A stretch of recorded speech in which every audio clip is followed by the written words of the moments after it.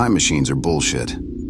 I know because I built one, and now I'm stuck in the same goddamn 10 minutes watching my best friend die over and over again. It started as a drunken idea, like all the best bad decisions in history. Build a time machine, save my best friend, and maybe pick up a Nobel Prize on the way. Simple, right? Turns out I'm a fucking idiot. Josh always said my ambition would get me killed, but even he didn't think I'd drag him into it, literally. He died on a Tuesday, some rusty old Buick turning him into roadkill on the corner of Elm and 9th. The worst part? I was there.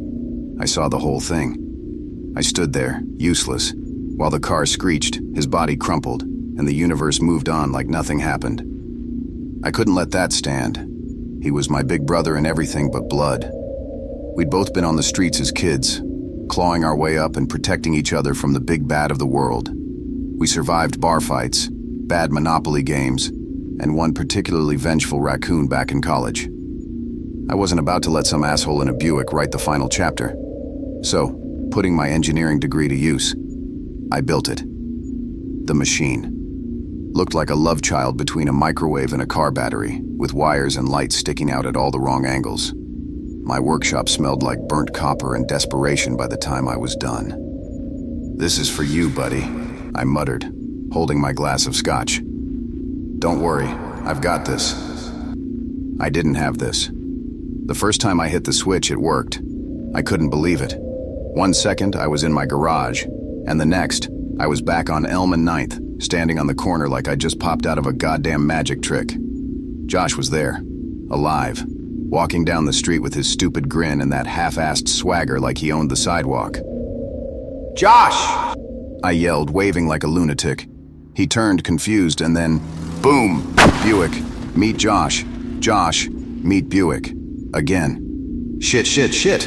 I screamed, fumbling with the watch I'd rigged to reset the loop. The machine had one fucking job and it already felt like it was mocking me. I hit the button and everything blinked out. Back on the corner. Josh walking. Buick incoming. This time I ran. Full tilt, screaming like a banshee, waving my arms like I was trying to fight off a swarm of bees. Josh saw me and froze. "What the hell are you doing?" He shouted. "Saving your ass, you idiot." I tackled him just as the car screamed past. We hit the pavement hard, both of us gasping like fish out of water. "Jesus, man, what the fuck? You're gonna get us both killed," Josh said, shoving me away. I laughed, more from relief than anything else. That's when the streetlight came down. Apparently dodging the Buick didn't stop the universe from finding another way to crush him. The pole snapped like a twig and flattened him right in front of me. "What the fuck?" I screamed at the sky. "This is bullshit!" By the 5th loop, I was losing my mind. No matter what I did, Josh kept dying. Buick, falling debris, even a stray dog. Each time, something new and ridiculous found a way to off him. It was like the universe had decided he was on borrowed time, and I was the asshole trying to stiff the Reaper. Josh started changing too. Or maybe it was just me. The look in his eyes got darker and darker. His grin turned crooked, like he knew something I didn't. By loop 7, he didn't even flinch when the Buick came. Just stared at me with that empty look and said, "How many times are you gonna fuck this up?" I don't know what number loop I'm on now. They've all blurred together. Every time I reset, I think, this time I'll get it right. And every time I fail. Worse, Josh knows. He remembers. I don't know how, but he does. He started talking to me mid-loop, calling me out. "Stop rewinding, asshole. You're making it worse. For both of us." I didn't listen at first. I couldn't. Guilt's a hell of a drug, and I was hooked on getting this right. But every time I hit reset, I made it worse. At some point I realized the machine wasn't fixing anything. It was tearing holes in reality. Then there was what was inside the holes. I keep getting glimpses from inside these dark rifts, but whatever was inside moved too fast for my eyes to track. And in this last loop, I swear I saw something on the street with us. A shadow in the corner of my eye. It wasn't me and it wasn't Josh. It moved like smoke, and it was watching. Whatever it is, it's getting closer with every repeat. I've long stopped hitting reset, but either time itself, or the machine doesn't care. Maybe the machine will implode. At least I hope it will. Or maybe these loops will finally break me. Maybe I deserve it. All I know is, time doesn't like being fucked with, and I've been flipping it off for way too long. I've stopped trying to save Josh too, but that's okay. He doesn't want me to. He's becoming something else now, something twisted. If I could give you one piece of advice, it'd be this. Don't play God. The universe is a petty bitch, and she always collects her dues.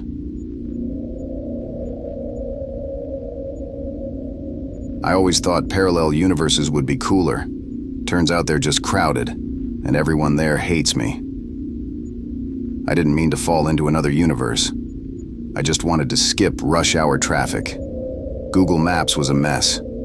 Waze kept rerouting me through the backwoods, and my patience was thinner than my last paycheck.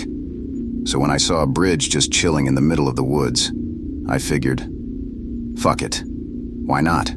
Maybe it led to a road with less traffic. Turns out, it didn't. And the moment I crossed over, I knew I'd fucked up. My car died, because of course it did.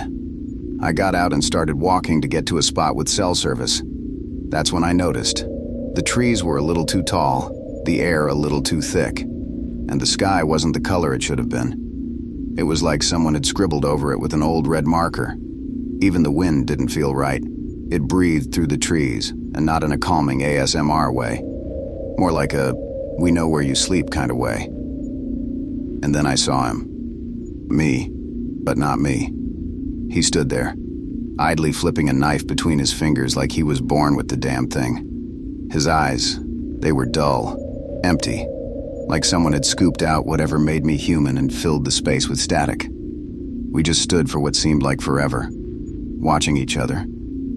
Then, shark quick, he grinned, but it was all teeth. Alarm bells in my head screamed at me to get the hell out of here, but I didn't want to show what I was feeling. "Been waiting for you," he said, voice like mine. If you dragged my vocal cords across a chalkboard. I blinked. The hell does that mean? You really are that dumb, he tisked, shaking his head. This place, it collects things, us to be specific. Every mistake, every bad decision you've ever made, every you that ever fucked up real bad, they're here. We're all here. My stomach did that thing it does when I get caught lying. And why the hell am I here? He stepped closer, twirling that knife.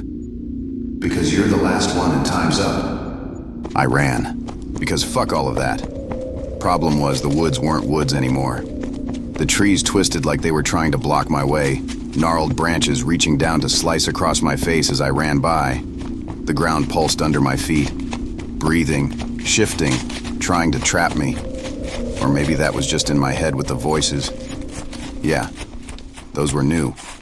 They scraped against my brain like rusty razors, whispering shit I wasn't ready to hear. You knew she needed help, and you did nothing. You always take the easy way out.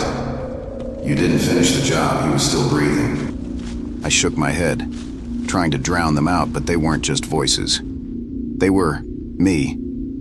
And then I saw them. Versions of me. Dozens of them. Some barely recognizable. But all of them had the same look in their eyes. Dull, then turning feral as they spotted me. Like they'd been waiting for this moment. One was covered in scars, his fingers twitching, just like hers did after each time I had to teach her a lesson. Another dragged an axe behind him, the blade stained deep crimson. The same crimson that dripped from the walls after I was finished with him. A third? He just smiled. And that one scared me the most. I stumbled back, chest heaving. Hey fellas, I don't know what I did to piss you off, but the first one lunged. I dodged barely and crashed into a tree that felt more like flesh than bark. My brain was screaming at me to wake the fuck up, that this was a dream. But my body knew better. This was real. I scrambled forward, dodging another swing, barely keeping ahead of the growing crowd of me's who apparently wanted me dead. And then I saw it. The bridge, flickering, as if it was going to blink out of existence. A way out. I sprinted. The roars of fury chasing after me were deafening. I didn't look back, didn't need to. I could feel them getting closer, feel their breath on my neck. My own past, my own failures, hunting me down like an animal. I threw myself across the bridge just as I felt fingers, my fingers, claw at my back. I hit pavement, hard. The sounds of the city slammed into me. Horns honking, people talking, a car blasting music from an open window. I gasped, staring up at the sky. Normal. Blue. I was home. I let out a shaky laugh and hauled myself up, ignoring the stares from a group of teenagers who probably thought I was tweaking. Then I saw the reflection in a nearby shop window. My eyes wide. But he was still smiling.